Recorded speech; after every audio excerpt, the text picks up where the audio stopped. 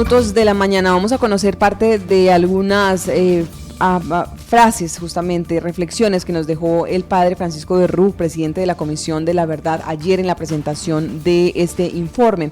Habló él de ese llamado que hace a sanar el cuerpo que somos todos y menciona justamente parte de lo que han podido conocer ellos de lo que sufrieron algunas regiones. Escuchemos.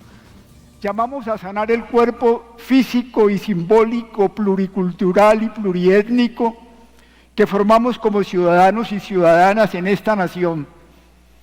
Cuerpo que no puede sobrevivir con el corazón infartado en el Chocó, los brazos gangrenados en Arauca, las piernas destruidas en Mapiripán, la cabeza cortada en el Salado, la vagina vulnerada en Tierra Alta, las cuencas de los ojos vacías en el Cauca, el estómago reventado en Tumaco, las vértebras trituradas en Guaviare, los hombros despedazados en el Urabá, el cuello degollado en el Catatumbo, el rostro quemado en Machuca, los pulmones perforados en las montañas de Antioquia y el alma indígena arrasada en el Baupés.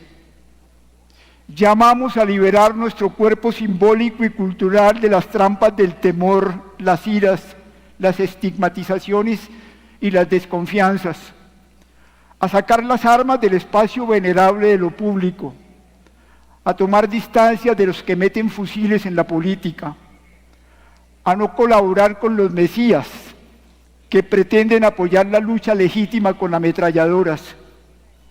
Convocamos a proteger los derechos humanos y poner las instituciones al servicio de la dignidad de cada persona, las comunidades y los pueblos étnicos. Y estaba en la narración justamente que hacía el presidente de la comisión cuando presentaba estaba haciendo él una introducción, pero termina esta primera parte de la presentación haciendo unas preguntas muy reflexivas y nos hace ese llamado justamente a todos los colombianos y sobre todo como Estado. ¿Cómo nos atrevimos a permitir que eso pasara? Fue parte de lo que dijo. Preguntas que nos hemos hecho.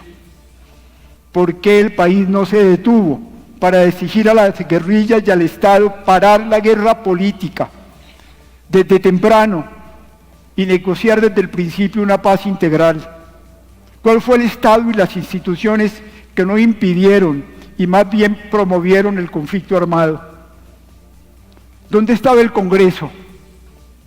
¿Dónde los partidos políticos?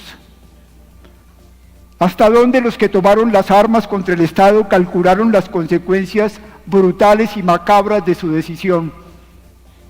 Nunca entendieron que el orden armado que imponían sobre los pueblos y comunidades que decían protegerlo, las destruía y las dejaba después en manos de los paramilitares que llegaban a acabarlas. ¿Qué hicieron ante esta crisis del espíritu los líderes religiosos? Y aparte de los pastores y mujeres de fe que incluso pusieron la vida para acompañar y denunciar, ¿qué hicieron otros sacerdotes y obispos y comunidades religiosas y ministros? ¿Qué hicieron los educadores? ¿Qué dicen los jueces y fiscales que dejaron acumular la impunidad? ¿Qué papel jugaron los formadores de opinión y los medios de comunicación? ¿Cómo nos atrevimos a dejar que pasara? ¿Y cómo nos podemos atrever a permitir que continúe?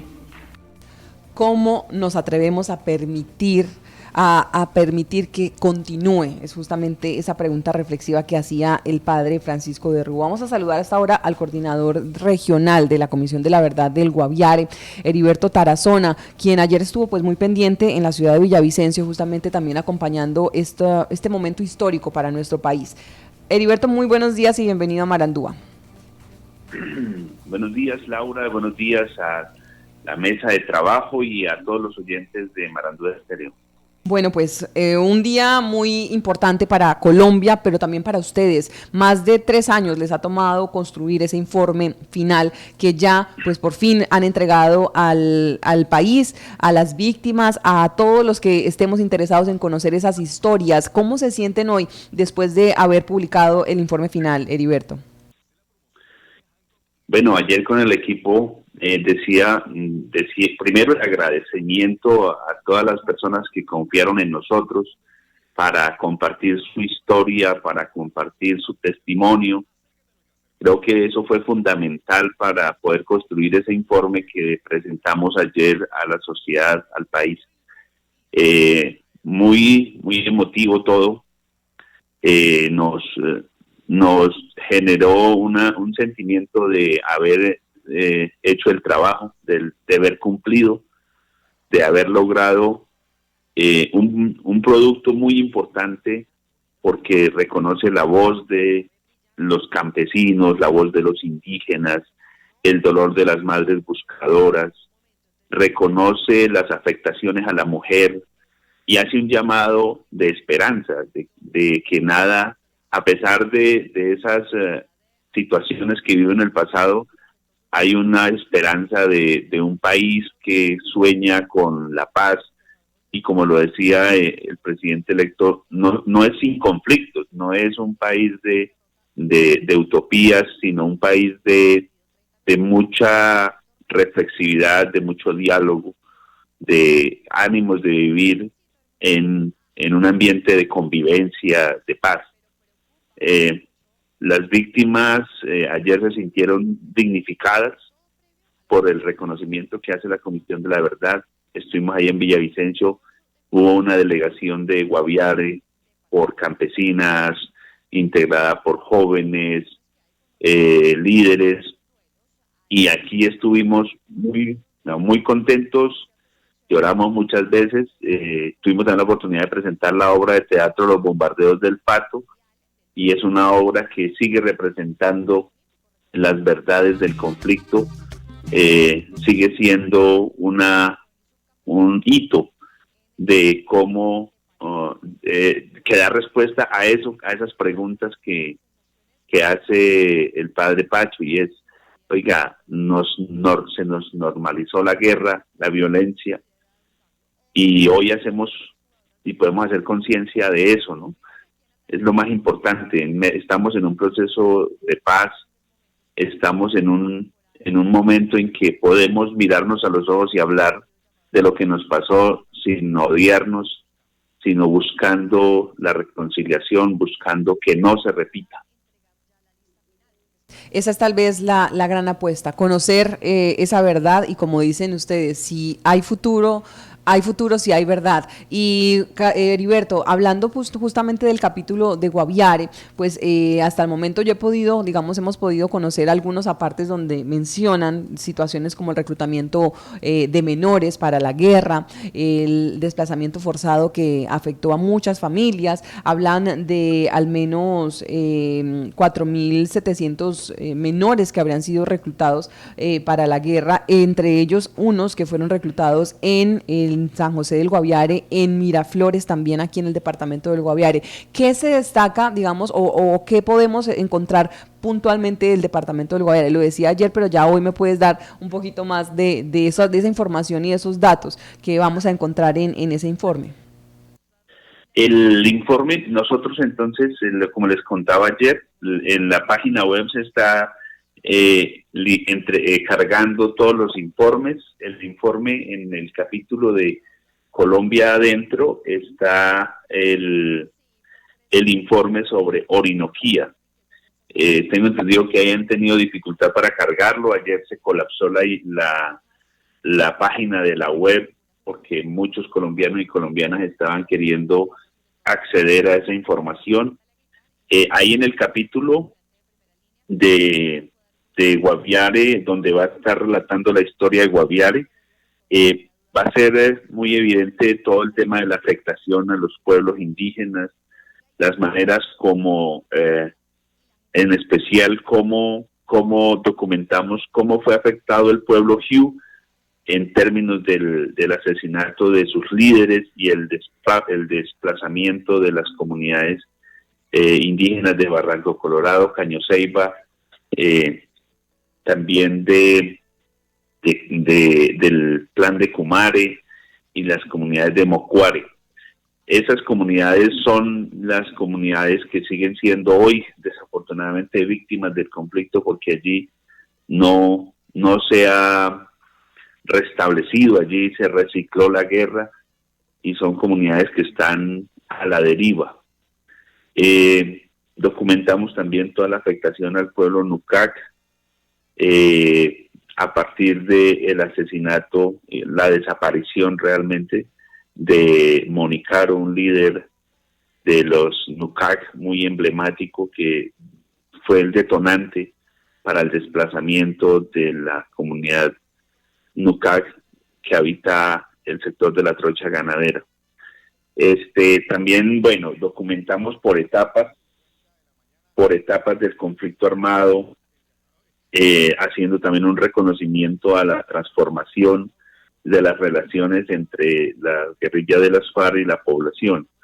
Cómo fue que pasan de ser un ejército, una organización que representaba los intereses del campesino, y se transforma, su relacionamiento con el campesino se transforma de manera radical.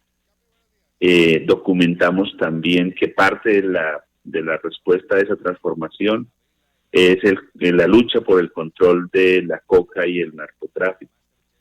Y esa lucha de la coca y el narcotráfico hizo en gran medida la llegada del paramilitarismo al Guaviare. Cómo llegan a controlar y las disputas y se inventan un castigo que se llama la goleada. Cómo las FARC cambian la relación con la población, imponiendo castigos ejemplarizantes contra las comunidades, contra los líderes o contra las comunidades o los cultivadores de coca que decidían no vender la pasta base a ellos, a los que ellos indicaran. Entonces, esa disputa por la coca hizo que cambiaran las relaciones en las comunidades. Esa confianza que existía fue un detonante del cambio entre la política de las FARC y la relación con las comunidades. Se documenta también, se deja mostrar cómo los campesinos y campesinas y los líderes nos dejan ver esto se llama la ausencia de la fuerza pública en los momentos más álgidos de la violencia paramilitar. Se denota la falta de acción del ejército contra las fuerzas paramilitares que llegaron al territorio. Y esa es una situación que se llama connivencia. También se pudo documentar y constatar en el informe. Y otras cosas que emergen, y es que los falsos positivos no fue solamente en Bogotá, en las Madres de Soacha. En Guaviare hay documentados por lo menos 8 casos de falsos positivos donde las personas ya se atrevieron a reclamar y a denunciar, y logramos identificar esa parte de que los falsos positivos no fue solamente en Bogotá, también ocurrió en nuestro territorio. Y por último, yo creo que el agravante más importante fue la afectación a niños, niñas y adolescentes. Creo que esa manera como los niños estuvieron expuestos a la estrategia de vinculación a la guerrilla es una de los temas que más llamó la atención, que más invita a la reflexión, toda vez que son personas menores de 15 años o algunos menores de 18 años que se vinculan al conflicto. Muchos de ellos plantean que fueron engañados, que realmente no, cuando llegaban allí a las filas, no era lo que ellos esperaban, no entendían la lucha en la que se estaban, en la que estaban incursionando. Realmente fue uno de los hallazgos más importantes de hacer un llamado especial, porque es una estrategia que se sigue repitiendo, que se recicla acá en Guaviare. Mira cómo hay una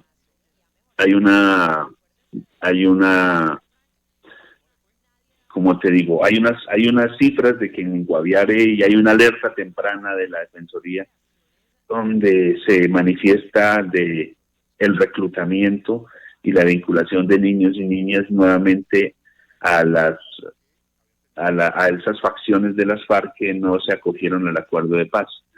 Entonces, es un tema de trabajar. Yo creo que el más importante para nuestro departamento y para nuestra sociedad es volcarnos a defender. Una de esas preguntas es de que hacía el padre Pacho es, o sea, ¿por qué no hicimos nada en medio de la guerra cuando los peores hechos de violencia estaban sucediendo? Hoy la pregunta es, ¿qué vamos a hacer como territorio, como familias, como medios de comunicación, como Estado, para evitar, para prevenir esa vinculación de niños y niñas en la guerra hoy, no, ya no hablando del pasado, sino de hoy? Sí, es un llamado muy especial a todos. O sea, creo que ahí está parte de nuestra actuación, de hacer un ejercicio ético, de resistencia, de difusión, de que la guerra no es para los niños. Heriberto, una pregunta. ¿Pudo haberse quedado algo por fuera, bien mucho, sea por falta de insumos, por las dificultades de llegar al terreno? Y se lo digo es porque escuchaba ayer al general Mendieta, quien recordemos fue secuestrado en la toma de Mitú en el 98, y consideraba él que no se sentían reflejados estos secuestrados. Aquí podemos también encontrar posiblemente personas que digan no nos sentimos reflejados, pues ya por la dificultad de llegar, o se llegó a un total, al 100% del territorio. Indudablemente escribir, bueno, así el informe así como está, tiene alrededor de, o sea, todos los tomos, todos los capítulos del informe, yo creo que son como 10.000 páginas, más toda la producción audiovisual, de piezas comunicativas, de programas de radio, documentales, podcasts. Todo eso logramos trabajar en 3 años para documentar la mayor cantidad posible de información de las violaciones a los derechos humanos en 60 años de guerra. Y eso, digamos que, por supuesto, hay muchas cosas que están por fuera, pero sobre todo lo que pasa es que no se trataba de hacer un listado, a todas las personas queremos decirles, no se trataba de hacer un listado de todo lo que le pasó a cada una de las víctimas, porque pues es interminable, 8 millones de víctimas contando sus historias, sería interminable un informe. Aquí lo que tratamos de escoger a partir de los testimonios fue poder identificar esos patrones de violencia. El confinamiento, por ejemplo, nosotros como Guaviare fuimos víctimas del conflicto armado con el confinamiento. Ese momento en que nos decían, usted no puede salir de noche de San José del Guaviare, usted no puede salir de noche al área rural, usted no puede irse del territorio sin pedir permiso, o si se va usted no vuelve. O sea, si usted salió de San José, salió del campo hacia la ciudad, no puede volver. Esas son graves violaciones a los derechos humanos que no están fácilmente reflejadas en la unidad de víctimas, pero que están ahí descubiertas, y eso refleja a muchas el desplazamiento y la manera tan alevosa, tan grave como se desplegó, representa a muchos casos de muchas víctimas. Entonces, por eso llamábamos los patrones o los casos ilustrativos de la violencia. Nosotros, yo creo que las personas ven un documental y aunque no sea su historia, su nombre, va a decir, eso me pasó a mí. Lo que nos pasaba con la obra de teatro que presentamos ayer y que hicimos una temporada por Guaviare. Las personas eso a mí me pasó, a mí me decían eso, a mi familia, a un hermano. Entonces lo que se trata de este informe es identificar esos elementos en que nos encontramos representados, no con el nombre propio, sino con los hechos que está reconociendo la Comisión de la Verdad. Pues es un gran avance el tener el informe final en este momento disponible. Vamos nosotros a estar muy pendientes, Heriberto, de cuando ya se pueda consultar el capítulo de Orinoquía y Amazonía, que es pues parte de lo que queremos conocer en detalle, todo esto que nos estás contando, y sobre todo porque comenzaremos aquí también en Marandúa a ampliar justamente eso que está plasmado en el informe final, porque yo creo que la verdad es justamente ese acceso al que debemos tener todos en Colombia, y justamente para que no se repita, porque lamentablemente esa es lo que, digamos, lo que está pasando en algunos sectores, y queremos justamente que no pase aquí en el departamento del Guaviare. El tema de esas coartación de esas libertades, esas violaciones del derecho internacional humanitario, y esas violencias que nos dañan como país y que nos afectan como sociedad, pues es justamente lo que no queremos que se repita aquí en el departamento del Guaviare. Así que todavía vamos a estar muy pendientes, porque falta esa visita que harán los comisionados al departamento, falta analizar un poco más todo ese informe, asimilarlo, apropiarnos, ¿no? Ese es el llamado que ustedes hacen. Sí, efectivamente. Para contestar específicamente lo del secuestro, ahí hay en lo que ya se está rotando, hay un capítulo específico sobre secuestro, y ahí habla del secuestro que sufrió el comerciante, el empresario, el empresario, ¿cuál? Que también sufrió también el militar. Está hablando, porque esa es una de las graves violaciones al derecho internacional humanitario, la toma de rehenes, y eso está documentado, y está diciendo, y el informe está reconociendo que las FARC practicó y desarrolló esa violación a los derechos humanos. Entonces creo que sí o sea, lo que quería comentarles es que, aunque General Mendieta plantee que no se siente representado, la Comisión de la Verdad sí tiene en uno de sus apartados identificado como la grave violación a los derechos humanos, el secuestro, y no solamente de los militares, sino el secuestro con fines económicos, el secuestro, la toma de rehenes, inclusive algunas personas dicen que el reclutamiento es una manera del secuestro, el reclutamiento de menores. Ahí está documentado, y pues bienvenidas también las diferencias, Omar, porque precisamente se trata de identificar, de ver qué hizo falta, y lo que haga falta, pues habrá que conversarlo con los comisionados. Hay un comité de seguimiento y habrá que ver cómo se hacen esas claridades y esas discusiones, y eso es lo que como comisión estamos esperando, poder generar una serie de conversatorios, y desde ya les estamos diciendo que estamos abiertos pues a llevar estos espacios de conversación, de diálogo, para conocer y reflexionar sobre el informe final. Sí, señor, vamos a estar muy pendientes, Heriberto, de verdad, muchas gracias por estar con nosotros. Vamos a estar ampliando más este informe final de la Comisión de la Verdad. Que tenga un feliz día, Heriberto, gracias por estar con nosotros. A ti, Laura, a todo el equipo y a el Guaviare. Muy, muy contento con el trabajo realizado, y les invito nuevamente a pensar en nuestros niños, niñas, adolescentes que están en el área rural expuestos a ser vinculados a la guerra. Hay que pensar muy, muy en alto cómo vamos a hacer para prevenir ese ciclo de violencia. Gracias. Gracias. Son las 7:04 minutos.